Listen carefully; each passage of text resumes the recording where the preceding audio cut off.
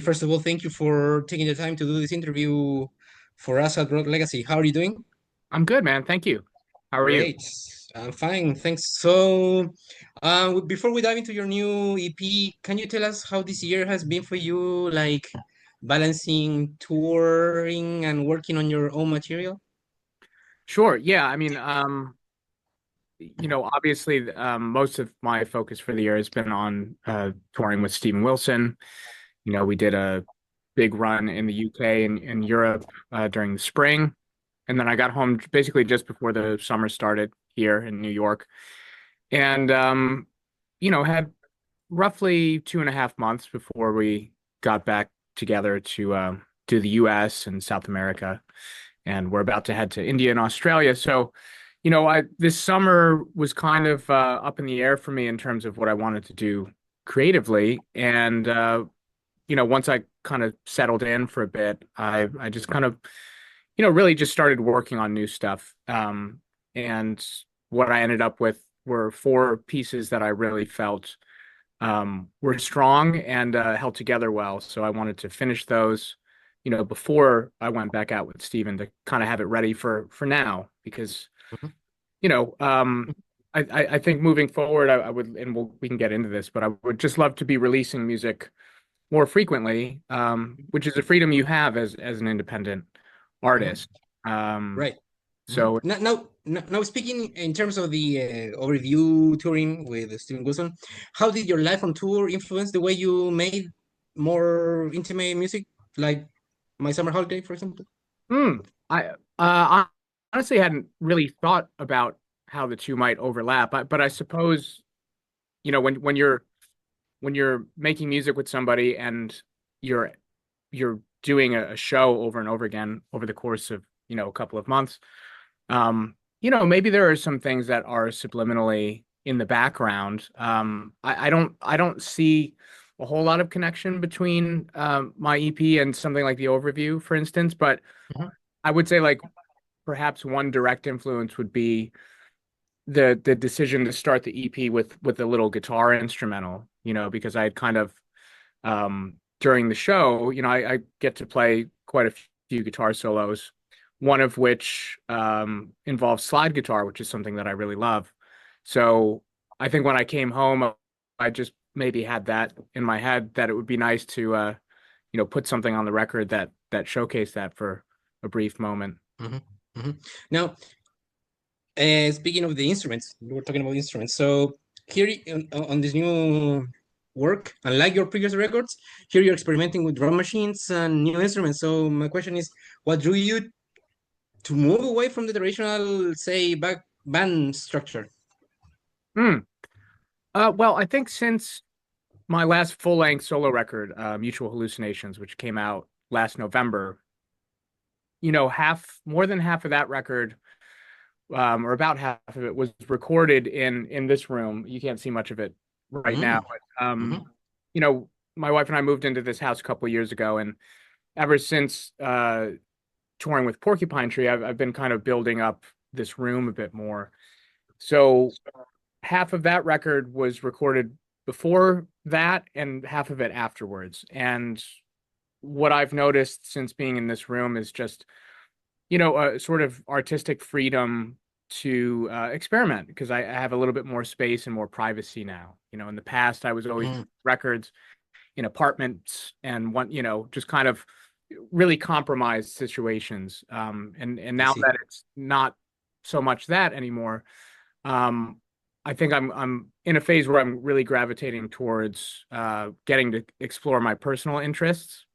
So as much as I love all of my peers and all of the people that I may have called upon in the past, um, there's a strong part of me that is kind of, almost entering just kind of like a solitary painter kind of phase, Mm. where I want to kind of go around the room and pick up different instruments and say, okay, what can I do with this idea?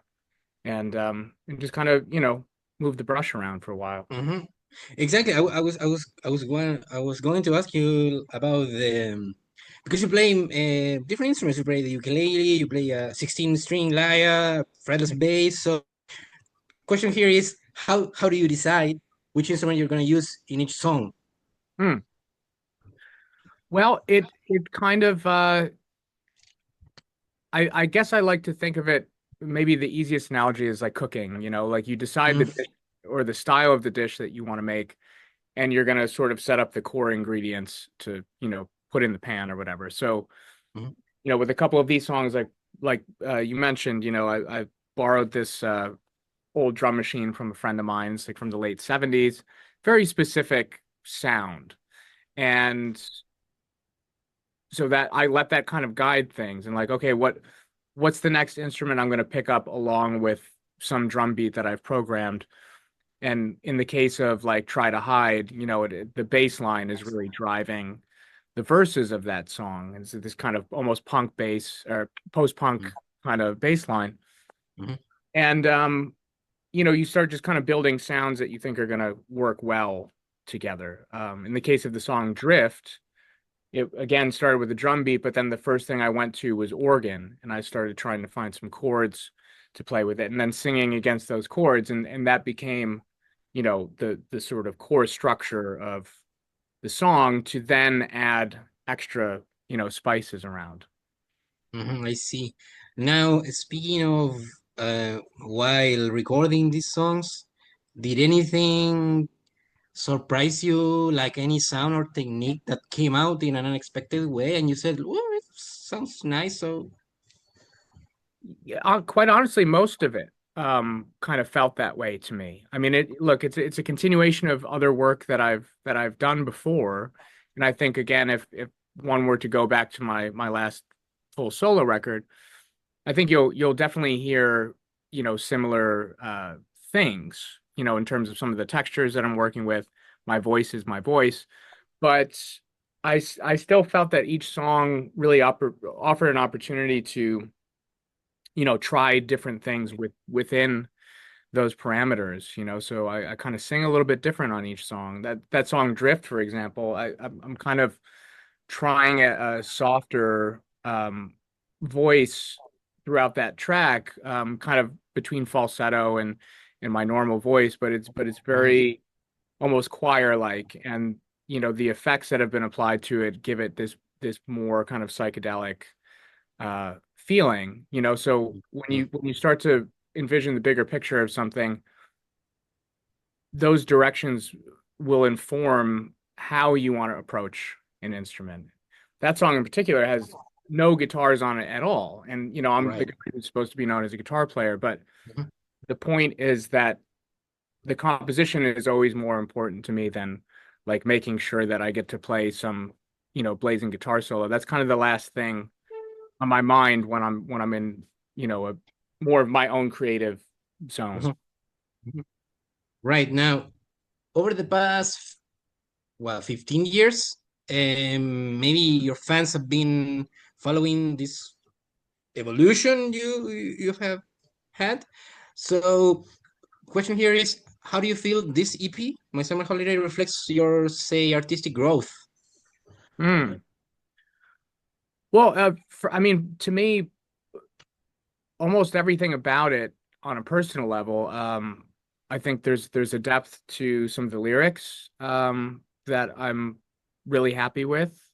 Uh, you know, some some some of it might feel cryptic or just a little more obscure, but I think that the combination of melodies and lyrics on this record or EP, they feel very, very personal in a way that I think is, you know, refreshing. Sometimes I get there with my stuff, sometimes I don't. But so I think there's a closeness to the way the voice kind of comes across on these songs. And Mhm, I would say just in general, my tastes for arranging instruments have gotten a lot broader and I think more finely tuned as I think more about production and how sounds work together. And that's very clearly also something that would be directly influenced from working with somebody like Steven Wilson, because so much of what he excels at has to do with how sounds, fit together in a sonic kind of world that you're trying to build. Hmm. Right. Yes. Now, speaking of, you mentioned Steven Wilson, but I wanted to mention, I don't know, maybe Gavin Harrison or Pat Mastelotto. You've worked with them, so how have these collaborations influenced, if you think they have, your solo work? Well, I mean, in the what I tend to do is usually call upon drummers to complete my songs because I love to play drums as well, Hmm. but often I'm not able to get the results that I want on my own, or when you have access to somebody like Gavin or Marco Miniman or Pat Mastelotto, um, why wouldn't you ask, So Right. I kind of let the pieces kind of dictate again who I think would be the appropriate choice, Hmm. which isn't to say that they're all obviously great. But when you get more specific with things, it's kind of like being a casting director in a movie. Right. Like, if you have the right actors, you don't really have to direct them to do much. They're just gonna Hmm. do what they do naturally, and you might kind of fine tune certain Hmm. details. So, and I love working with different musicians because they will bring something else out of you and to the piece itself. Yeah, I was going to ask you something about that. Like, do they have like a say on the artistic decisions that you on your ideas? Well, it's not gonna really uh be much there isn't gonna be much say on the sort of songwriting perspective. Uh-huh. Okay. Unless we're gonna be entering into a space where from the beginning it's like, hey, do you want to write something together? Nine Hmm. times out of ten, what it is that I've written a song and then I ask somebody to, contribute to it. And sometimes I've already sketched out, like programmed drums that I think work, and I'll use that as a sort of demo to send to somebody like that. And other Hmm. times I've just left it open and All said, right. come up with a part that you think is suitable, and then from there we Mhm. might go back and forth on what works or you know I see. forth. So you were open to get ideas from them. Yeah, for sure. Sure. Yeah. Okay. Right. Great. Cool. Now, speaking of the DB, which is the thing that has here. Now that the EP is available on Bandcamp, do you plan to perform it live or maybe include it in your future tour set list or something like that? I would like to incorporate, if not all of them, at least some of these pieces in some Hmm. capacity.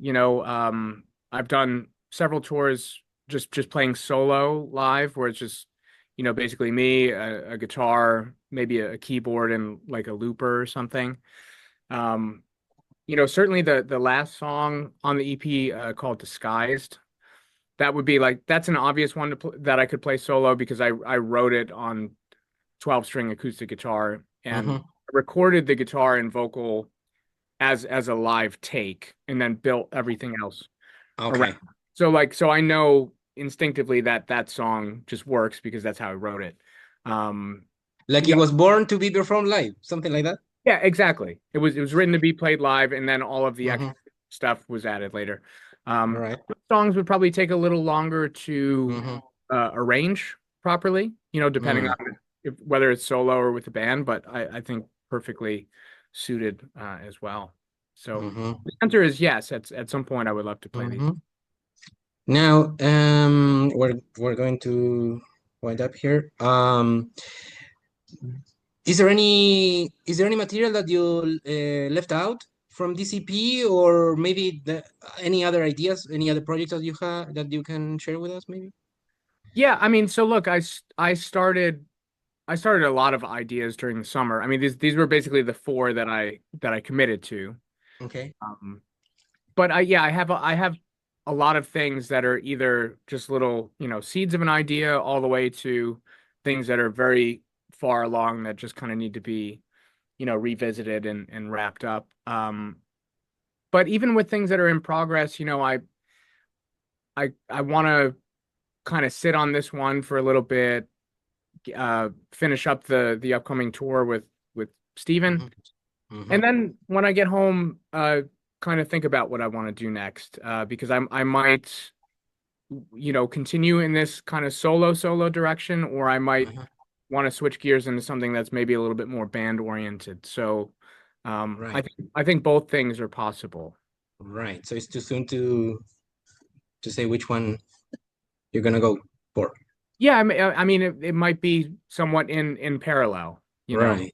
Hmm. Um, but I'm going to be doing a festival next year called Cruise to the Edge, which is a progressive rock festival that I've been a part of, you know, multiple times. But this will be the first time that I'm doing my own sort of Randy McStine sets, to which I would like to incorporate both playing solo, but also having a band with me. So in thinking about that, I do anticipate writing some new material geared towards whatever kind of ensemble I'm gonna perform live with. Right. Now, we're going to end now. Before I have no more questions. Just wanted to say, well, first of all, I love the show, Steven Wilson show. I was there. I was amazed by that. So Oh, great. Thank you. before before that, can you tell anything to our fans or our audience, Rock Legacy Keys? Like a final message, anything you want to tell your fans or? Oh, sure. Yeah. I mean, really just thanks for the support and the love, that I've received from so many people. Whether it's, Porcupine Tree, Stephen Wilson, some solo things that I've done. It's always great to be down there, and I hope to be down there again sooner than later. But Right. just say thank you and keep listening. Randy, it's been a pleasure talking to you. So I hope to see you soon here in our country. Excellent. Thanks a lot. Great. Have a good one. All right. Take care.